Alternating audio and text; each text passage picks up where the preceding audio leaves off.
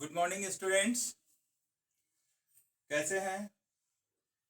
सब ठीक ठाक है। आज मैं जिस टॉपिक पर बात करने जा रहा हूं उसमें से आपका अकाउंटिंग रेशियो नया चैप्टर है। जो पिछले क्लास में मैंने एडमिशन चैप्टर जो बताया था उसमें काफ़ी क्वेश्चंस हो चुके हैं। थोड़ा बहुत कुछ बचा हुआ है, दो चार क्वेश्चन मैं इसी बीच में बता दूंगा। और एक बहुत ही अच्छी और इंटरेस्टेड चैप्टर है अकाउंटिंग रेशियो। ये अकाउंटिंग रेशियो क्या होता है, करंट रेशियो क्या होता है, करंट एसेट्स क्या होता है, करंट लायबिलिटीज क्या होता है, इसके बारे में मैं वर्णन करूंगा। और सबसे पहला मैं इस बात को क्लियरेंस करना चाहता हूं कि किसी भी प्रकार का प्रोप्राइटरशिप है, चाहे वो सोल ट्रेड के रूप में हो, चाहे पार्टनरशिप के रूप में हो, चाहे वह ज्वाइंट स्टॉक कंपनी के रूप में हो, तो जैसा कि आपको पहले भी बताया गया है कि सोल ट्रेड में कोई भी मर्चेंट होता है वह केवल अकेला होता है। वह व्यक्ति खुद प्रबंधन करता है, खुद योजना बनाता है, खुद जोखिम लेता है, खुद पूंजी लगाता है, मतलब सर्वे सर्वा वह अकेला इंसान ही उस व्यापार को गतिविधियां प्रदान करता है।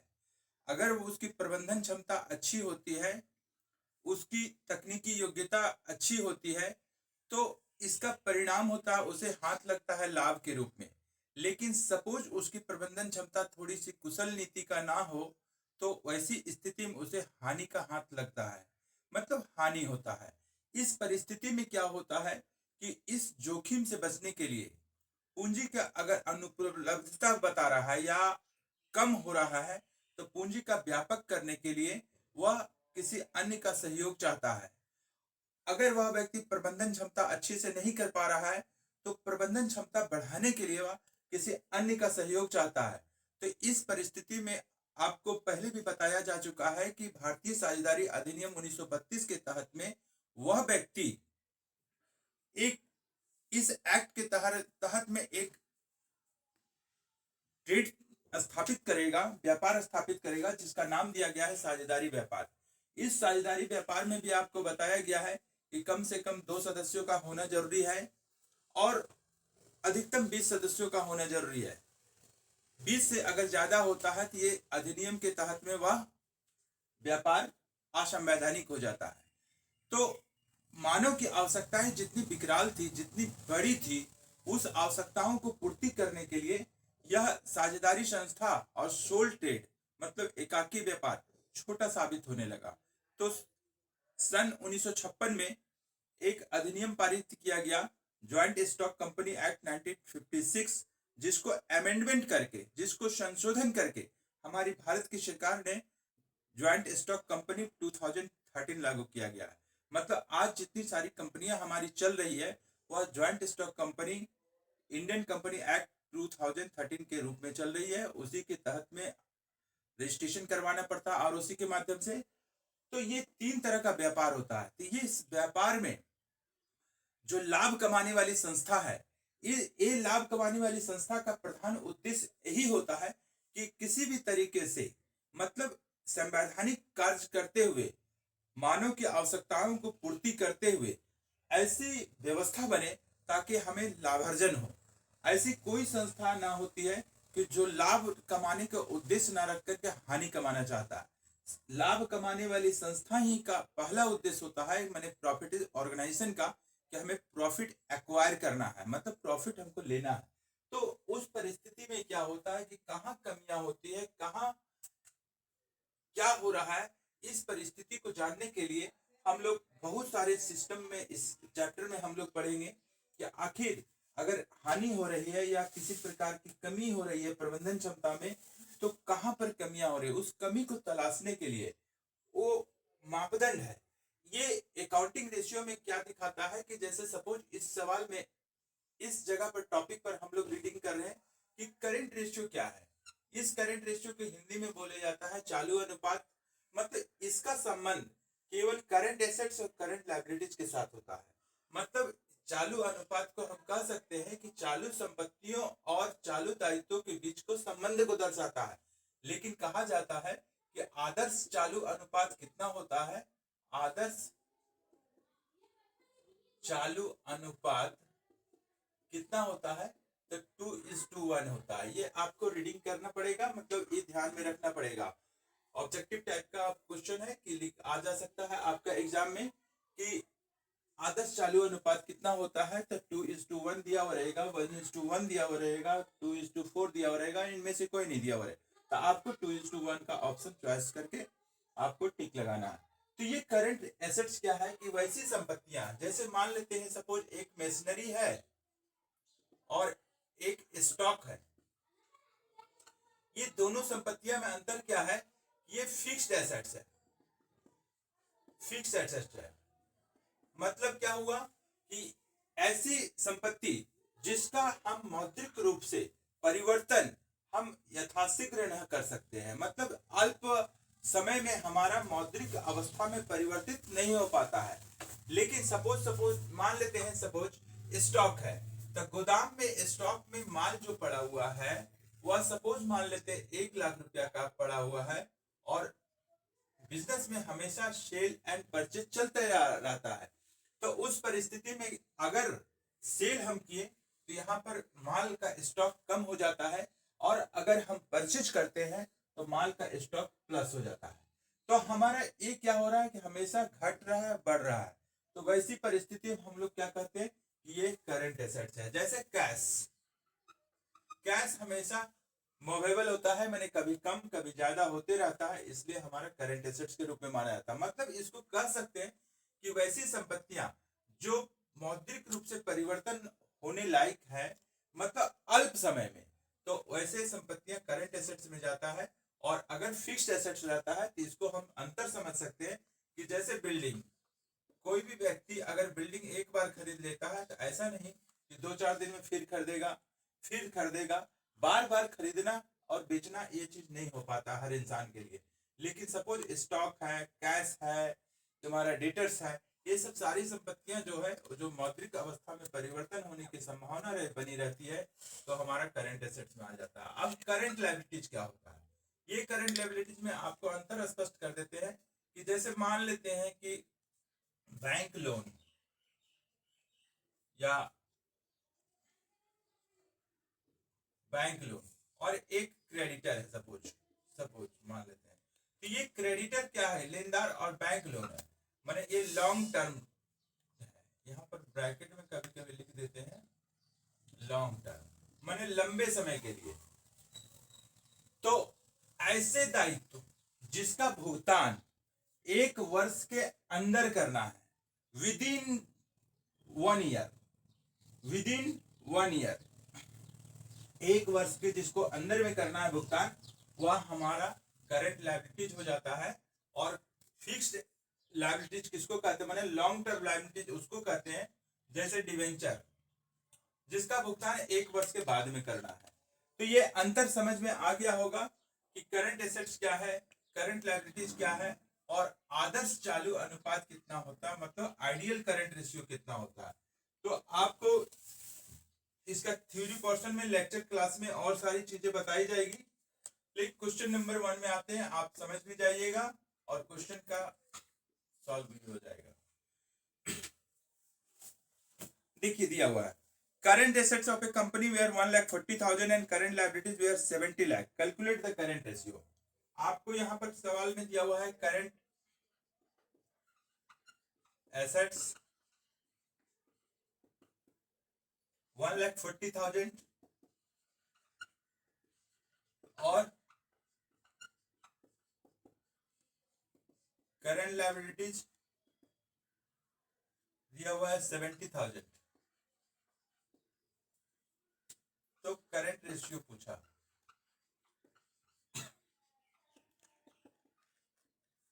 तो करंट रेशियो बराबर हम लोग according to rule and formula क्या होता है, करंट रेशियो का फॉर्मूला होता है बच्चों, current ratio equal to current assets बटा करंट लायबिलिटीज। तो कितना हो गया? करंट एसेट्स दिया हुआ है 1,40,000, 1,40,000, and current ratio, current liabilities will be 70,000. It means 2/1, 2:1. मतलब इस चीज से स्पष्ट हो जाता है कि इस तरह का व्यापार का पोजीशन कैसा है। आपसे पूछा जाएगा तो आप इस आंसर को देख करके आप बता सकते हैं कि इस बिजनेस का पोजीशन अच्छा चल रहा है, क्योंकि जो आइडियल करंट रेशियो का है 2:1 और ये 2:1 आ रहा है, मतलब ये मेंटेबल है, बहुत अच्छा पोजीशन में। मतलब एक कहा जा सकता है कि अगर 2 करोड़ की संपत्तियां हैं तो उसका लायबिलिटीज के रूप में 1 करोड़ रुपया है, तो वह किसी भी क्षण में अगर चाहेगा तो अपने दायित्वों का निर्वहन कर भी लेता है, तो उसके पास में 1 करोड़ रुपया बच जाता है। मतलब वो इंसॉल्वेंस पोजीशन में नहीं है। लेकिन एक सिचुएशन खड़ा होता है कि इसको समझने के लिए हम लोग चर्चा कर रहे हैं कि इसको 1:2 कर दिया जाए सपोज। तो करंट एसेट्स 1 करोड़ है और करंट लायबिलिटी 2 करोड़ है, तो वह व्यक्ति, वह मर्चेंट, वह चाह करके भी लायबिलिटीज का भुगतान कर पाएगा? नहीं कर पाएगा। क्यों? क्योंकि 1 करोड़ की संपत्तियां अगर बेचता भी है तो वह 1 करोड़ का ही भुगतान कर पाता है, 1 करोड़ रुपया उसका लायबिलिटीज रह जाता है। तो इस परिस्थिति में होता है क्या कि वह व्यक्ति इंसॉल्वेंट हो जाता है। मतलब कि when liability is more than assets, that situation is the insolvent position. इसलिए कहा जाता है कि आइडियल करंट रेशियो का मेंटेनेंस 2:1 है। इसको हर बिजनेस में हर कुशल व्यापारी होता है वह 2:1 का रेशियो को मेंटेन करना अपना व्यापार का हित में समझता है। तो अब आते हैं क्वेश्चन नंबर 2।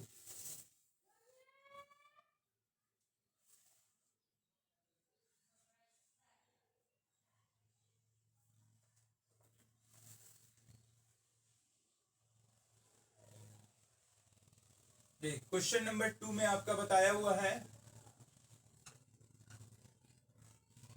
कि current ratio, current assets, current assets आपका 70,70,000 रुपया दिया हुआ है, सॉरी 70,000, और करंट लायबिलिटीज दिया हुआ है तुम्हारे पास में current liabilities, what will be the amount? 35,000, and stock will be in this business 30,000. Then calculate liquid ratio. Liquid ratio देखिए नया चीज आ गया इसमें, लिक्विड रेशियो। ये लिक्विड रेशियो क्या है? तो करंट एसेट्स आपका दिया हुआ है 70,000 और करंट लायबिलिटीज आपका दिया हुआ 35,000, स्टॉक दिया हुआ 30,000, तो लिक्विड रेशियो निकाला। जबकि इस क्वेश्चन और इस क्वेश्चन में डिफरेंसेस क्या है कि यहाँ करंट रेशियो आपको पूछा गया, यहाँ लिक्विड रेशियो पूछा गया।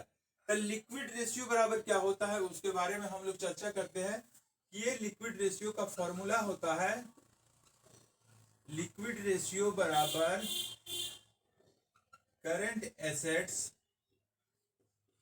माइनस स्टॉक और करंट लायबिलिटीज। ज्यों का त्यों है, इस जगह पर भी करंट लायबिलिटीज था, यहाँ करंट लायबिलिटीज था, यहाँ भी करंट एसेट्स है, यहाँ भी करंट एसेट्स है, लेकिन केवल क्या घट गया? स्टॉक घट गया। तो यहाँ पर माइनस कौन कौन सा चीज होता है? जैसे स्टॉक हो जाता है, डेटर्स हो जाता है, प्रीपेड एक्सपेंसेस हो जाता है, ये सब सारा चीज हो जाएगा। तो करंट एसेट्स कितना दिया हुआ है आपका? 70,000। स्टॉक कितना दिया हुआ है? 30,000। और करंट लायबिलिटीज कितना दिया हुआ है? 35,000। तो अब हम घटा देते हैं इसको, 40,000 बटा 35,000, इसको 5×8 = 40, 5 से 35, 8:7। तो इसका क्या हो जाएगा? डिवाइड करके देखते हैं तो 7, 1 बचा, 0.3, 7×4 = 28, 2, 7 दूनी 14.1, मतलब 1.14 is to 1, 1.14 is to 1।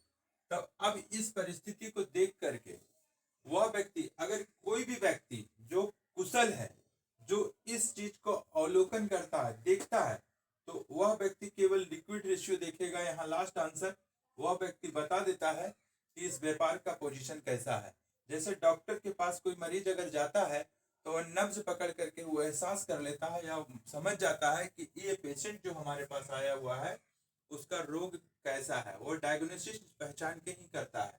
तो जस्ट लाइक कोई भी अगर मर्चेंट अगर किसी सीए के पास जाता है, अकाउंटेंट के पास में स्टडी करवाता है, तो वह व्यक्ति खुद उस व्यापार का पोजीशन जानने के लिए वह करंट रेशियो और लिक्विड रेशियो का अवलोकन करता है, देखता है कि उसका कितना है। क्या करंट रेशियो मेंटेन हो रहा है 2:1? नहीं हो रहा है।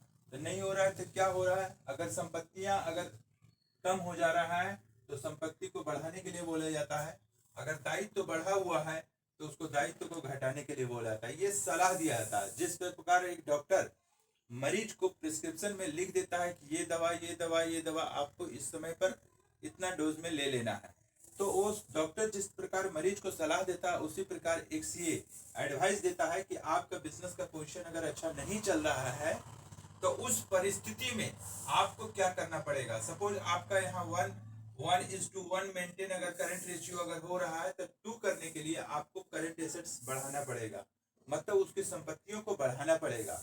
और अगर लिक्विड रेशियो का क्या होता है, आइडियल लिक्विड रेशियो होता है आपका आदर्श शीघ्र अनुपात, जिसको बोल सकते हैं हम लोग ideal current ratio will B 1:1। ये मेंटेनेबल होगा, मतलब इतना होना चाहिए। 1:1 होना नितांत आवश्यक है। Current ideal current ratio 2:1, ideal liquid ratio, sorry current लिखिए ना, liquid ratio, ideal liquid ratio will B 1:1। इस व्यापार का पोजीशन हम लोग देखते हैं 1.14:1, और हमारे पास कितना होना चाहिए 1:1। तो इस व्यापार का पोजीशन कैसा है, अच्छा है, बिल्कुल अच्छा, क्योंकि उसकी संपत्तियां जो है 1.14 है, मतलब 1,14,00,000 के रूप में देखते हैं अगर, तो 1,14,00,000 का दायित्व तो हमारा 1 करोड़ है, और हमें मेंटेन करने के लिए कितना बोला जाता है कि 1:1, मतलब 1 करोड़ और 1 करोड़ का मामला आ रहा है। इस रेशियो पर देखते हैं तो इसका मतलब है कि this business is absolutely satisfactory. ये दोनों क्वेश्चन को रीडिंग करने के बाद एहसास सही चीज हुआ और पता चलता है कि लिक्विड रेशियो निकालने समय करंट एसेट्स में स्टॉक को आपको माइनस करना है, माने सब्सट्रैक्ट करना है। अब अगला क्वेश्चन की ओर हम देखते हैं। यहां तक तो समझ में आ गया होगा भली भांति सभी स्टूडेंट्स को। और करंट रेशियो और लिक्विड रेशियो के बाद में आपको अकॉर्डिंग टू योर क्वेश्चन ही चल रहे हैं अभी आपके साथ। तो question number 3, question number 3, calculate current ratio from the following information. आपको मैं समझा दे रहा हूं किताब के अनुसार से, ये किताब आप लोगों के पास होगा, देख लीजिए आप। Calculate current ratio from the following information. Closing inventory दिया हुआ है 16,000, ट्रेड रिसीवेबल दिया हुआ है 14,000, ट्रेड पेबल दिया हुआ है 20,000, प्रीपेड एक्सपेंसेस 2,000 और शॉर्ट टर्म इन्वेस्टमेंट दिया हुआ है 18,000। तो निकालना है आपको करंट रेशियो। मतलब इस जगह पर क्या हुआ कि क्लोजिंग इन्वेंट्री बोलो या स्टॉक बोलो, दोनों एक ही चीज है। इन्वेंट्री कितना दिया हुआ है इसका 16,000, right. Next trade receivable, trade receivable को हम लोग बोलते हैं बिल रिसीवेबल। ट्रेड रिसीवेबल कितना हो जाएगा इसका 14,000। उसके बाद ट्रेड पेबल, मतलब ये बिल्स पेबल जहां पर था ना, वही चीज यहाँ पर ट्रेड पेबल के रूप में वर्ड यूज किया है। Trade payable 20,000। उसके बाद आपका prepaid expenses,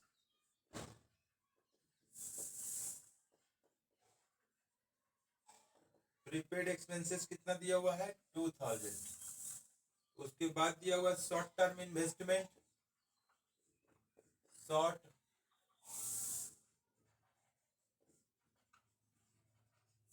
term investment 18,000।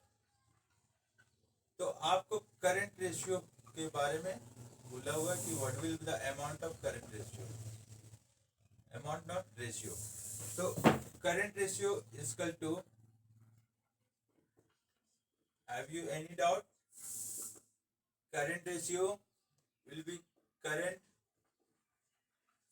Assets by current liabilities. ये करंट लायबिलिटीज क्या होता है और करंट एसेट्स ये आपको बता दिया। अब इसको करंट एसेट्स में देखते हैं। क्लोजिंग इन्वेंट्री को यूज कीजिए आप।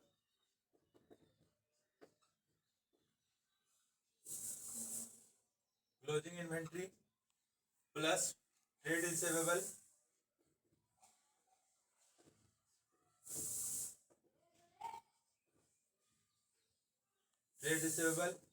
प्लस ट्रेड पेबल आपका नीचे चला जाएगा, मतलब ये दायित्व है। Trade payable, prepaid expenses and short term investment. Prepaid किसको कहते हैं कि ऐसे खर्चे जो मैंने पहले भुगतान कर दिया है, मतलब उसका सेवा या वस्तु हम ना लिए हैं बल्कि उसका भुगतान हम पहले कर चुके हैं, माने एडवांस में। जैसे अभी मोबाइल, ऐसे भली भांति से समझ सकते हैं आप कि जैसे आज मोबाइल में आप रिचार्ज करवाते हैं तो पहले प्रीपेड कर लेते हैं, माने पहले प्रथम में भुगतान कर लेते हैं, उसके बाद कंपनी से आप सेवा ले रहे हैं बातचीत करने का या इंटरनेट का, मतलब पहले भुगतान उसके बाद सेवा, इसीलिए कहा जाता है प्रीपेड। प्री मतलब प्रथम, पेड मैंने भुगतान, प्रथम में भुगतान उसके बाद में आपको जो चीज करना है। तो उसी प्रकार से इस सवाल में दिया हुआ प्रीपेड एक्सपेंसेस के रूप में, इसलिए इसको संपत्ति के रूप में, ये खर्च ना मानिएगा। अब आगे बोला हुआ है कि short term investment, long term investment रहेगा, तो ये यहां पर नहीं जाएगा बल्कि फिक्स नेचर का हो जाएगा, शॉर्ट टर्म इन्वेस्टमेंट। ओके।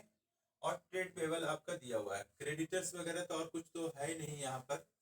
तो आप इस जगह पर निकालिए इस चीज को कि 16,000 प्लस 14,000 प्लस 2,000 प्लस 18,000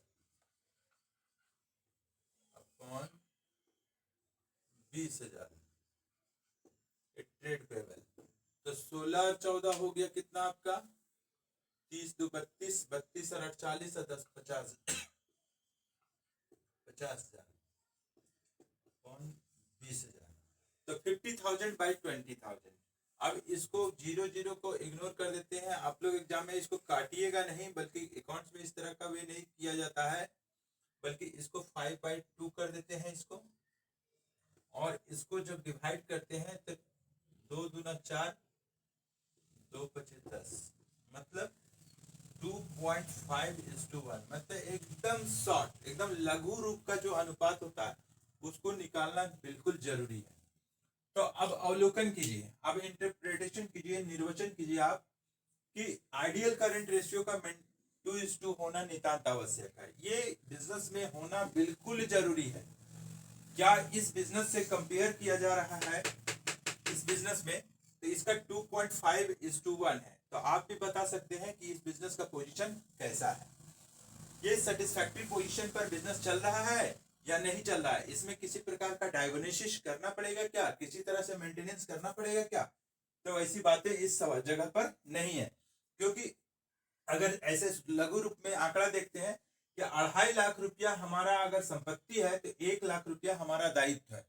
अगर जिस वक्त भी अगर कोई मांग किया कि 1 लाख रुपया का भुगतान आप कर दीजिए, तो किसी भी हालत में वह मर्चेंट जो है, व्यापारी, वो 1 लाख का भुगतान करके वह फिर भी पोजीशन में अच्छा रहेगा। क्यों?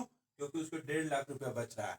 अगर इस जगह पर सपोज कल्पना कीजिए कि 1.2.5 रहता, तो अगर उसे किसी प्रकार से अगर मांग किया गया तो अधिक से अधिक भुगतान कितना करेगा, 1 लाख रुपया, 1.5 लाख रुपया का उसका माइनस हो जाता है। ये पोजीशन अच्छा नहीं होता है। इस पोजीशन से बचने के लिए, बढ़िया करने के लिए, उसको डायग्नोसिस करने के लिए, बिल्डअप करने के लिए बिजनेस को क्या करना पड़ेगा, इस मर्चेंट को कि किसी भी हालत में वह संपत्ति को जो है ना, ये करंट एसेट्स को बढ़ाना पड़ेगा, मतलब स्टॉक बढ़ाना पड़ेगा, डेटर्स बढ़ाना पड़ेगा, कैश बढ़ाना पड़ेगा, बैंक में जो बैलेंस बढ़ा हुआ है वो बढ़ाना पड़ेगा, और दायित्वों का क्या करना पड़ेगा, भुगतान करना पड़ेगा। अगर बढ़ नहीं रहा है संपत्ति, अगर संपत्ति की खरीदारी नहीं हो रही, स्टॉक नहीं हो रहा, तो दायित्व जो है से धीरे धीरे धीरे धीरे करके उसको कम करना पड़ेगा। और जब कम हो जाएगा, तो सपोज मान लेते हैं इसका 50,000 पेड कर दिया, फिर पेड कर दिया मान लेते हैं 1.5 तक, मैंने 1 लाख पेड कर दिया, तो 1.5 लाख बचा, तो निश्चित है फिर आ जाएगा मान लेते हैं इसका 1.1 आ जाएगा, फिर बिल्डअप होगा, धीरे धीरे धीरे धीरे करके वह मेंटेनेंस करके ला सकता है 2:1। तो ये पोजीशन है। इस अकाउंटिंग रेशियो को स्टडी करने के बाद ये एहसास होता है कि विभिन्न सारी जितनी सारी कंपनियां हैं या सोल ट्रेड है या पार्टनरशिप फर्म है, तो वहां पर क्या प्रॉब्लम हो रहा है, क्या प्रबंधकीय क्षमता में गलतियां हो रही है, कहां पर प्रॉब्लम हो रहा है, इस चीज को एहसास करवाने के लिए, इस चीज को कमी को मूल्यांकन करने में और कमी निकालने में इस चीज को अध्ययन किया जाता है। और रह गई बात कि आदर्श चालू अनुपात, आप समझ लीजिए इस चीज को और दिमाग में बैठा लीजिए और मेमोरी में अपना सेटअप कर लीजिए कि 2:1 ही होता है। और आइडियल लिक्विड रेशियो अगर निकालने के लिए बोला जाएगा तो आपको 1:1 मेंटेनेंस करना पड़ेगा, मतलब 1:1 और 2:1 को आपको ध्यान रखना पड़ेगा। आपका फॉर्मूला क्या हो गया कि करंट रेशियो बराबर current assets by current liability, and liquid ratio बराबर current assets minus stock by current liabilities. तो ये चीज आपको पता हो गया कि करंट एसेट्स किसे कहते हैं, करंट लायबिलिटीज किसे कहते हैं, कि करंट लायबिलिटीज वैसी दायित्वों को कहा जाता है जिसका भुगतान हमको 1 वर्ष के अंदर करना है, जिसका भुगतान हमको 1 वर्ष के अंदर करना है। और चालू अनुपात वैसी संपत्ति चालू संपत्तियां वैसी संपत्तियां को कहा जाता है जिसको मौद्रिक रूप में परिवर्तन अल्प समय में किया जा सके। जैसे सपोज मान लेते हैं कि आपका देनदार डेटर्स, डेटर्स किसको कहते हैं, देनदार किसको कहते हैं, कि वैसे लोग जो फर्म से उधार लेकर के चले गए हैं, उधार बिक्रे हुआ है, तो वह व्यक्ति जितना जो सामान जो ले जाता है, सपोज मान लेते हैं 1 लाख रुपए का माल लेकर के चला गया वह व्यक्ति, और वह व्यक्ति हमको तो कंप्लीट रूप से ट्रांजेक्शन उसका नहीं हो पाया। क्यों नहीं हो पाया? कि कंप्लीट ट्रांजेक्शन उस स्थिति को कहते हैं कि जैसे हमने किसी को सामान दिया और उन्होंने मुझे पैसा दिया, मतलब वो पूर्ण लेन देन हो गया। हम उस व्यक्ति को याद नहीं रखेंगे, बल्कि हमें उस वस्तु के संदर्भ में पैसा मिल चुका है। लेकिन जो व्यक्ति को हमने उधार दिया, मतलब वो व्यक्ति क्या कह रहा है कि आप मुझे 1 लाख रुपया का सामान दे दीजिए, मैं आपको भरोसा और विश्वास दिलाता हूं कि एक निर्धारित समय के बाद में मैं पैसे का भुगतान कर दूंगा। तो उस स्थिति में मर्चेंट के पास क्या आया कि उससे सामान तो चला गया 1 लाख का, लेकिन बदले में क्या दे दिया, वो भरोसा और विश्वास दे दिया। उस वक्त तक वह इंतजार रहता है, उस वक्त तक इंतजार करते रहता है, उस वक्त तक उस व्यक्ति को स्मरण में रखता है, उस समय तक वह व्यक्ति को याद करते रहता है कि हमें उस व्यक्ति से पैसा लेना है। तो ये जो पैसा इन लोगों के पास चला गया है, तो व्यापारी के लिए डेटर्स हो जाता है, मतलब देनदार, और मुझे पैसा लेना है, मैंने व्यापारी को पैसा लेना है, तो उस व्यक्ति के लिए व्यापारी क्रेडिटर्स हो जाता है। तो बीच बीच में कभी कभी इस सवाल के अनुसार से देख रहे हैं क्या होता है कि कभी कोई देनदार पैसा उधार लिया हुआ रकम दे दिया, कभी फिर माल ले गया, कभी दे दिया, कभी ले गया, कभी दे दिया, कभी ले, ये अवस्था चलते रहता है। तो ये हमारा करंट एसेट्स के रूप में आता है, ये हमारा चालू संपत्तियां के रूप में आता है। आप सपोज मानते हैं कैश एट बैंक, अगर बैंक में जो पैसा पड़ा हुआ है, मान लेते हैं 10 लाख रुपया पड़ा हुआ है मेरे बैंक में, ये 10 लाख रुपया पड़ा हुआ है, फिर आज के तारीख में फिर सेल हुआ फर्म पर, आज फिर डिपॉजिट हो गया 2 लाख रुपया का, तो मेरा बैलेंस हो गया 12 लाख रुपया। और किसी व्यक्ति को, किसी महाजन को या व्यापारी को मैंने भुगतान किया 1.5 लाख का, तो आज मेरा बच गया कितना, 10.5 लाख रुपया। फिर कल सेल होगा, फिर किसी को पेमेंट होगा, माने ये प्रक्रिया चलते रहता है। मतलब ये अल्प समय में इसका अमाउंट जो है ना फिगर चेंजेबल रहता है, माने फ्लक्चुएशन मोड में रहता है, तो कहा जाता है कि मौद्रिक रूप में मुद्रा के रूप में तो है ही, साथ साथ में इसमें परिवर्तन यथाशीघ्र होगा। लेकिन सपोज कल्पना कीजिए कि डिवेंचर या लॉन्ग टर्म लोन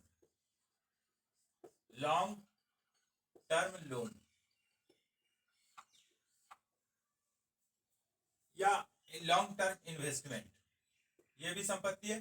तो एक या सपोज मान लेते हैं संपत्ति का चर्चा कर रहे हैं, तो सपोज बिल्डिंग या जमीन, तो ऐसी संपत्तियां जो हम उसको तुरंत हम मुद्रा के रूप में हम भुगतान या मुद्रा के रूप में परिवर्तन हम नहीं कर सकते हैं, तो इस अवस्था को, इस तरह की संपत्तियां को हम लोग अस्थाई संपत्तियां बोला जाता है, फिक्स्ड एसेट्स के रूप में देखा जाता है। तो आपको ये समझ में आ गया होगा कि करंट एसेट्स और फिक्स एसेट्स में क्या अंतर है, और करंट लायबिलिटीज और लॉन्ग टर्म लायबिलिटीज में क्या अंतर है।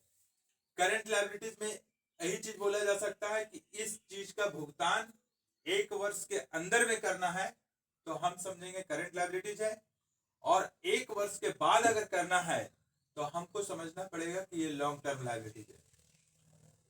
करंट एसेट्स भी आपको समझा दिए अभी। अब लिक्विड रेशियो निकालना रहेगा, तो करंट एसेट्स में स्टॉक को घटा देंगे, डेटर्स को घटा देंगे, प्रीपेड एक्सपेंसेस को घटा देंगे और बाई कर देंगे करंट लायबिलिटीज, आपका ये निकल जाएगा। जो रेशियो आपका निकलेगा तो आपको वहां पर देखना पड़ेगा कि आइडियल लिक्विड रेशियो कितना है, तो 1:1 तो रूल्स है, लेकिन आपका अगर कम हो रहा है तो उसको बढ़ाने का जरूरत है, अगर ज्यादा हो रहा है तो कोई दिक्कत वाली बात नहीं है। लेकिन दायित्व में अगर ज्यादा होगा इसको कम करना चाहिए।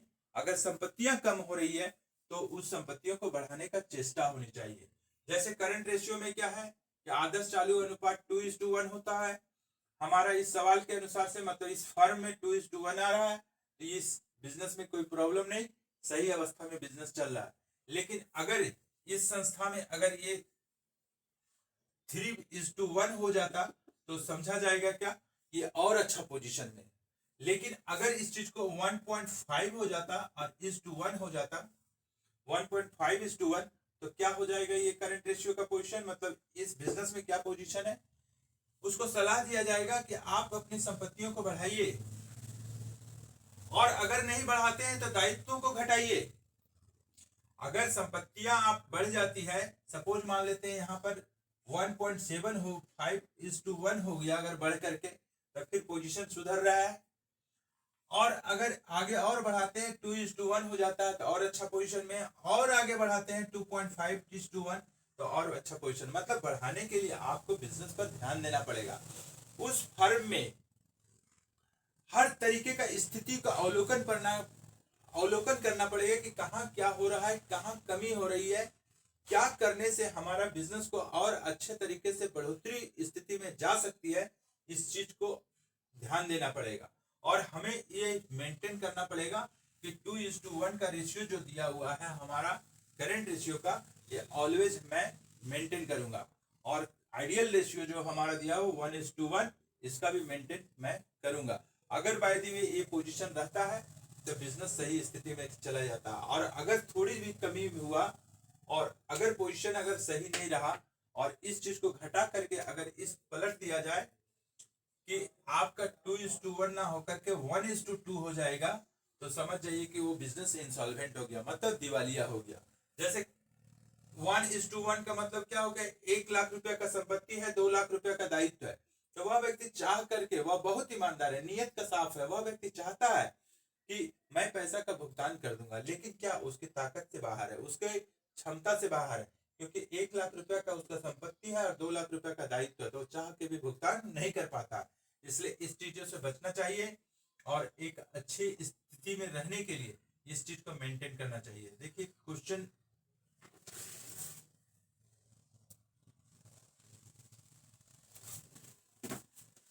और जैसे देखिए सवाल में आपका लिखा हुआ है ऑब्जेक्टिव टाइप क्वेश्चन में, आदर्श तरल अनुपात कितना होता है, 2:1, 1:1, 0.5:1, 1:5।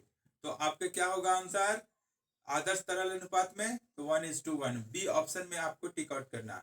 जैसे दिया हुआ है फिर एमसीक्यू क्वेश्चन में, मल्टी चॉइस क्वेश्चन में, कि आदर्श चालू अनुपात कितना होता है? The ideal current ratio is two, first option you have 2:1, second option 1:2, third option 3:2 and last option 3:4। तो आपका आंसर होगा 2:1।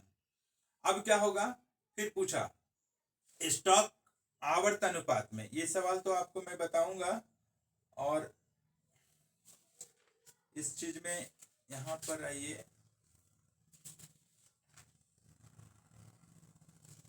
देखिए अनुपात से क्या आशय है? दो सजातीय संख्याओं के आपसी संबंध को अनुपात कहा जाता है, जिसे भिन्न दर या प्रतिशत में व्यक्त किया जाता है। मतलब जब भी अनुपात निकाला जाता है, जो आपको फर्स्ट ईयर के क्लासेस में बताया गया है कि अनुपात जब भी निकालना है तो सजातीय वस्तुओं और सजातीय चीजों के बीच निकाला जाता है। जैसे सपोज मान लेते हैं ये 4 किलो और यहाँ पर 100 ग्राम हो गया, 100 ग्राम, ये दोनों के बीच में नहीं निकलेगा, इसको कन्वर्ट करना पड़ेगा। जैसा कि तुम लोग जान रहे हो, सब लोग जानते हैं कि 1 किलो में कितना ग्राम होता है। वह 1000 ग्राम जो होता है ना, उस ग्राम से इसको मल्टीप्लाई करके और 100 ग्राम में आ जाएगा, दोनों जगह ग्राम आ जाएगा, उसके बाद कंपेयर करके उसको रेशियो में आपको निकाल देना है। तो ये सजातीय होना चाहिए, अलग अलग चीज नहीं होना चाहिए। जैसे 5 मिनट 5 आवर्स और